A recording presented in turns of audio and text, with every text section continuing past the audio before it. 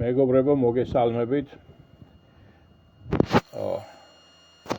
პირველ რიგში მინდა სრულიად საქართველოს მიუსამძიმრო პატრიარქის სიკვდილთან დაკავშირებით არ მოგესმათ პატრიარქი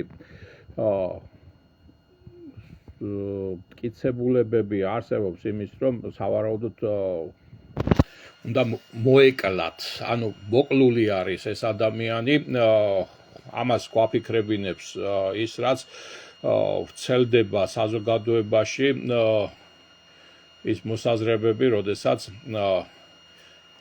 ურთიერთშეუთავსებელ ინფორმაციას ავრცელებენ სახელმწიფო უწყებები, მათ შორის საპატრიარქოს წარმომადგენლებიც და ამეჭვის წარმოშობის და არსის ძირითადი მიზეზი გახდა ერთ-ერთ ცენტრალურ ტელევიზიაში მეუფე დანიელის გამოსვლა და მისი განცხადება, როდესაც ის საუბრობდა, რომ პატრიარქი ტრაპეზის დროს რაღაც გადაცდა და ამის შემდგომ სრულიად წამიერად ფაქტიურად შველა ვერ მოხდა. მე მინდა მოგასმენინოთ მეუფე დანიელის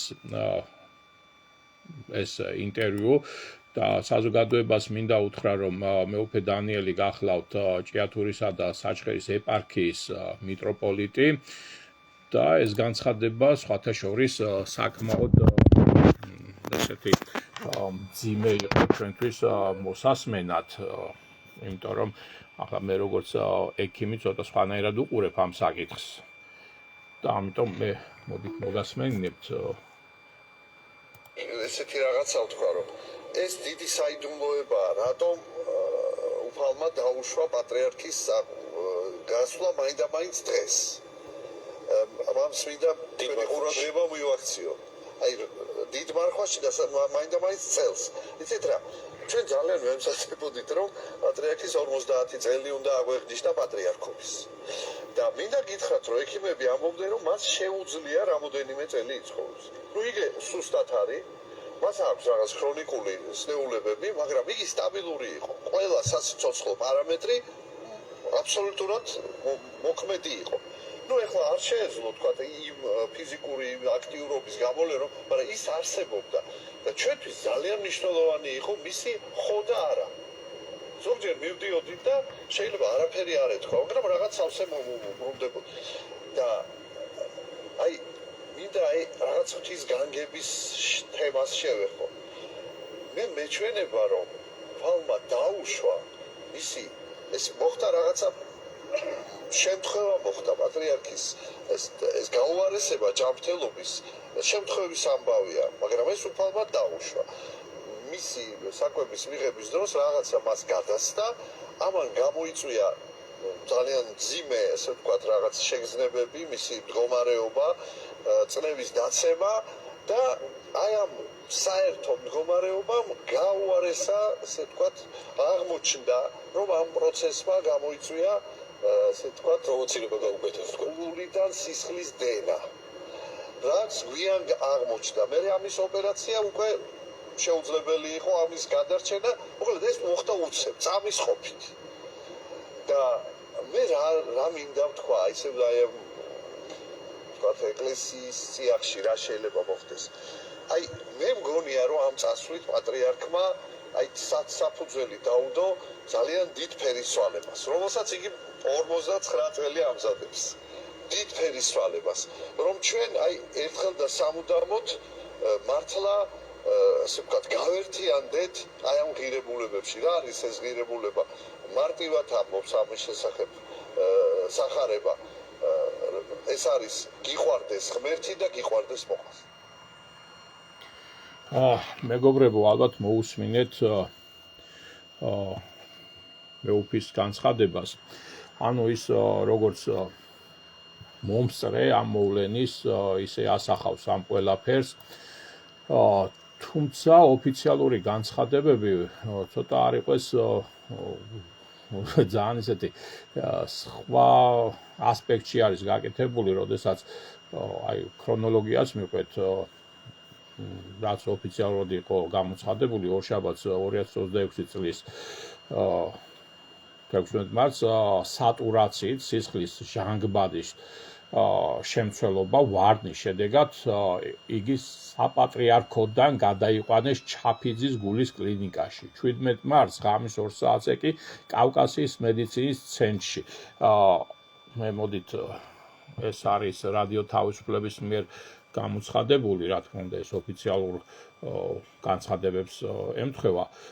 შემდეგ რაც გამოუვლიდა კუჭის ფარული სისხლდენა. მთელი დღის განმავლობაში იგი კლინიკაში ყავდათ ინტუბირებული, ჩაყენებული ჰქონდა ენდოტრაქეული მილი, ძილის მდგომარეობაში იმყოფებოდა ორშაბათსავე კლინიკაში მღვდელმთავრების სასულიერო პირების და მრევლის გარდა მივიდნენ პოლიტიკური ლიდერები და ასე შემდეგ და ასე შემდეგ.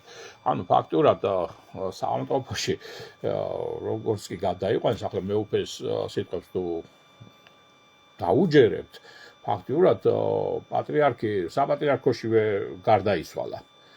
ხოლო რაც შეეხება ამ სისხლდენის საკითხს, რასაც ესენი საუბრობენ, ახლა 21 საუკუნეში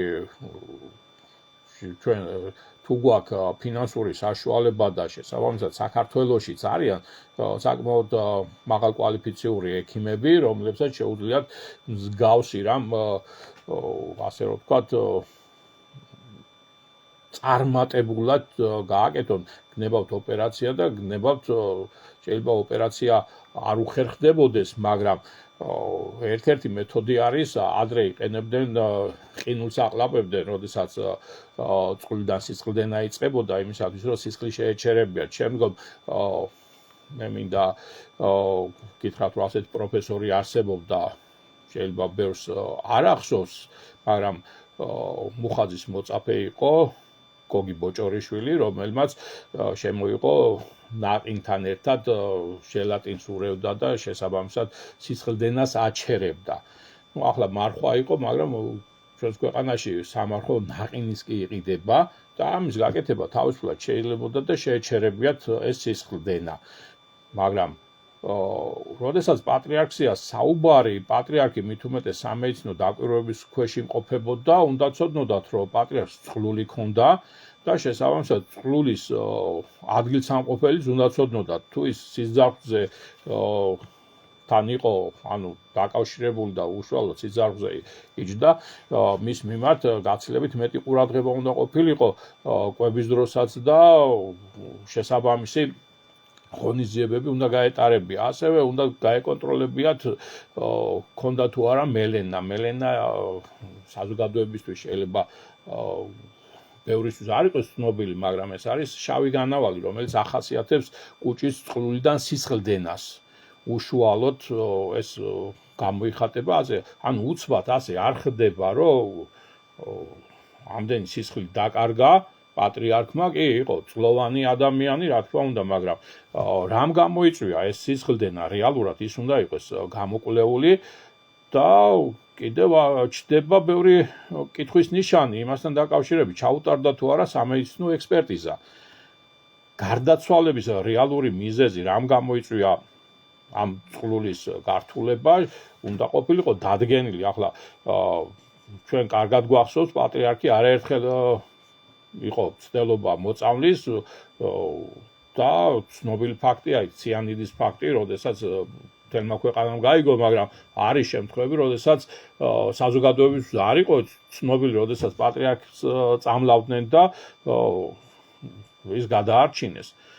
ამიტომ მე მიმართავ შესაბამის სამართალდამცავ ორგანოებს, შესაბამის უწყებებს, რომ დაიწყონ გამოძიება, სანამ დაკრძალავენ, მანამდე ჩაატარონ სამედიცინო ექსპერტიზა და არ მოხდეს ისე, რომ შემდგომში საზოგადოებაში ეს ეჭვი უფრო გაღრმავდეს და მისი ექსგუმაცია დაჭირდეს საზოგადოებას. პატრიარქის დამსახურება ქვეყნისადმი არის უზარმაზარი და მისი გარდაცვალების საკითხი კითხვის ნიშნებს არ უნდა სვავდეს.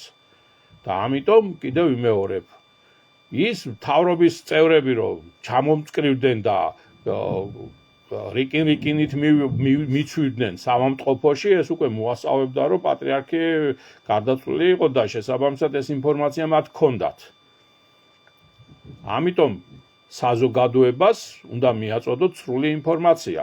ჩვენ ოფიციალურად გამოვითხოვთ სამედიცინო დოკუმენტაციას ჩვენი ორგანიზაციით აუცილებლად, იმიტომ რომ კიდევ ვიმეორებ, არ უნდა დარჩეს კითხვები პატრიარქის გარდაცვალებასთან დაკავშირებით. როდესაც მეუფე გამოდის და აცხადებს, რომ ის ტრაპეზის დროს რაღაცა გადაყვა და ამან გამოიწვია წყლულის გაღიზიანება და სისხლდენა და მისი ცუდად გახდომა, ეს ყველაფერი არის გამოსაკვლევი. ჩემო კარგებო, ამიტომ მე მოვუწოდებ პროკურატურას, სამართალდამცავ ორგანოებს ყველას, რომ სანამ დაუკრძალიათ და ხვალ არის დაკრძალვა, ჩაუტარეთ სამედიცინო ექსპერტიზა პატრიარქს. ახლა ზოგი იმას დაიწყებს, რომ უნდა გაწვალდეს, რომ გაწვალდეს კი არა. თუ იქ არის ცდელობა მკვლელობის ხას უსვავ და ამის საფუძველი არსებობს ის, რომ სხვადასხვა მოსაზრებები არის გარდაცვალებასთან დაკავშირებით და წინა მოვლენები ბევრ ერთს ბადებს, აუცილებელი არის სამედიცინო ექსპერტიზის ჩატარება და საზოგადოებისთვის უნდა იყოს ცნობილი 100%-იანი რითი გარდაიცვალა პატრიარქი. ახლა ის მოსაზრება, რომ 94 წლის იყო და წლოვანი იყო პატრიარქი, ეს იმის საფუძველს არ აძლევს არავის, რომ ის ადამიანი უნდა მოეწამლათ და მოეკლათ. მე კიდევ ვიმეორებ, ამის საფუძველი არსებობს და ეს საფუძველი არის მეუფე დანიელის განცხადება, როდესაც მეუფე დანიელი აცხადებს და საუბრობს იმ საკითხზე, რომ ის ფაქტობრივად მომწრე იყო ამ ყველაფრის. რომ პატრიარქმა ტრაპეზის დროს, როდესაც საჭმელს მიირთმევდა, რაღაცა გადაყვა. აი ეს რაღაცა, რომ გადაყვა და წყლულიდან სისხლდენა გამოიწვია და ამხელა დაზიანებები გამოიწვია ორგანიზმში. აი მოусმინეთ, ყველა სასიცოცხლო პარამეტრი დადებითი იყო. რამოდენიმე წელი შეიძლება ეცოცხლა პატრიარქს. ის არსებობდა და ჩვენთვის ძალიან მნიშვნელოვანი იყო მისი ხოდა არა. მარტო ხოდა არა, სხვათა შორის პატრიარქი არჩევნებშიც კი მონაწილეობდა და არჩევნებზე თავისი პოზიციას კი დააფიქსირა, ასე რომ ის ადამიანი აზროვნებდა კიდევაც, შეეძლო თავისი გადაწყვეტილების მიღება. ეს მოხდა რაღაცა შემთხვევა მოხდა პატრიარქის. რაღაცა შემთხვევებზია საუბარი, თუ შემთხვევის ამბავია. ისევ ეს უფალმა დაუშვა. მისი საკვების მიღების დროს რაღაცა მას გადასცა, ამან გამოიწვია ძალიან ძიმე, ასე ვთქვათ, რაღაც შეგრძნებები, მისი მდგომარეობა, წნევის დაცემა და აი ამ საერთო მდგომარეობამ გაუარესა, ასე ვთქვათ, აღმოჩნდა, რომ ამ პროცესმა გამოიწვია, ასე ვთქვათ, პროვოცირება გაუკეთეს გულიდან სისხლის დენა. რაც გვიან აღმოჩნდა. მე ამის ოპერაცია უკვე შეუძლებელი იყო. ჩვენ ვცხოვრობთ 21 საუკუნეში. შეუძლებელი არაფერი არ არის. შეუძლებელი არაფერი არ არის, როდესაც საერთოდ ადამიანს უჯრედიდან აღადგენენ და უჯრედიდან ქმნიან. და როდესაც საუბარია პატრიარქზე და წინა საუკუნეებში რომ კუნალობდნენ კუჭიდან სისხლდენას, წარმატებულად კუნალობდნენ წინა საუკუნეში. მე გითხარ დაგერა პროფესორის, აკადემიკოსის გოგი ბოჭორიშვილის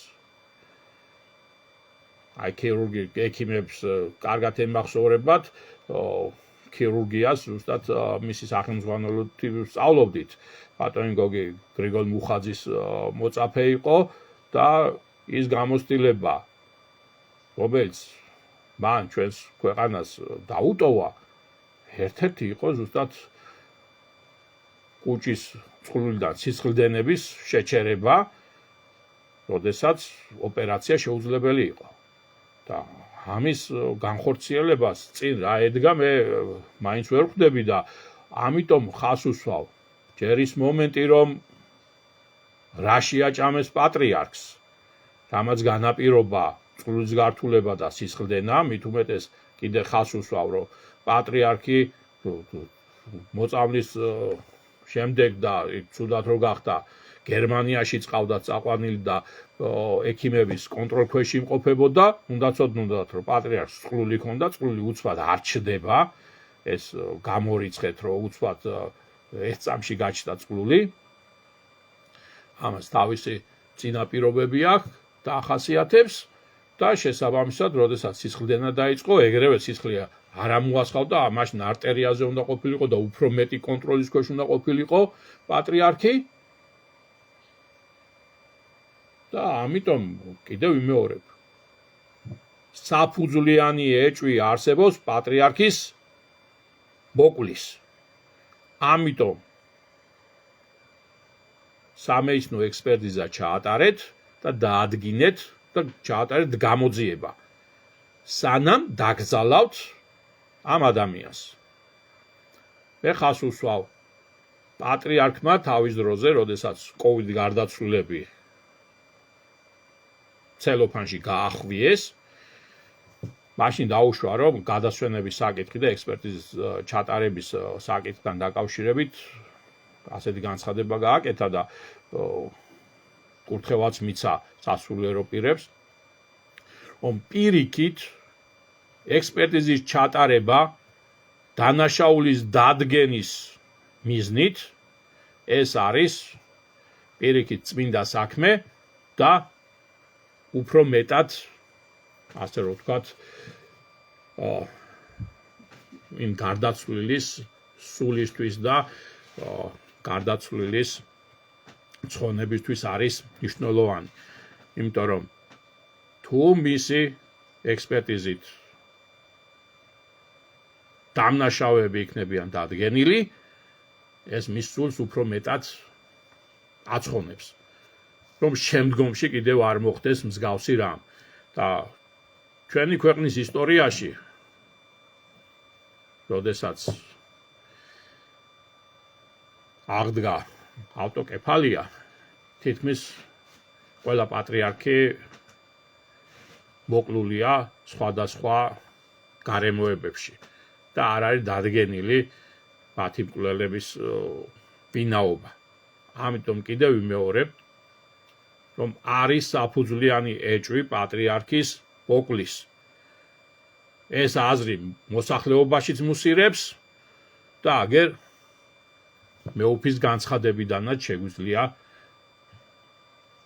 ეს აზრი გამოვიტანოთ. იმიტომ რომ შეუსაბამობა არის ოფიციალურ განცხადებებსა და მეუფეს მიერ გაცხადებულ აგერ საჯაროდ ტელევიზიით გამოვიდა და განაცხადა. ამიტომ მე კიდევ ერთხელ მოვუწოდებ სამართალდამცავ ორგანოებს დაიწყონ გამოძიება, ჩაატარონ ექსპერტიზა. ჩვენ ამის შესახებ ოფიციალურადაც მივწერთ, მაგრამ ხვალ კვირა არის, ხვალ ხდება დაკრძალვა პატრიარქის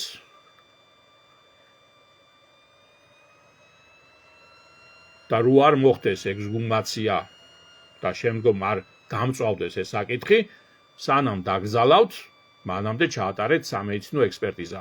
მე მოსახლეობას მოვუწოდებ, რომ აი ეს ჩემი ლაივი მაქსიმალურად გააზიარონ.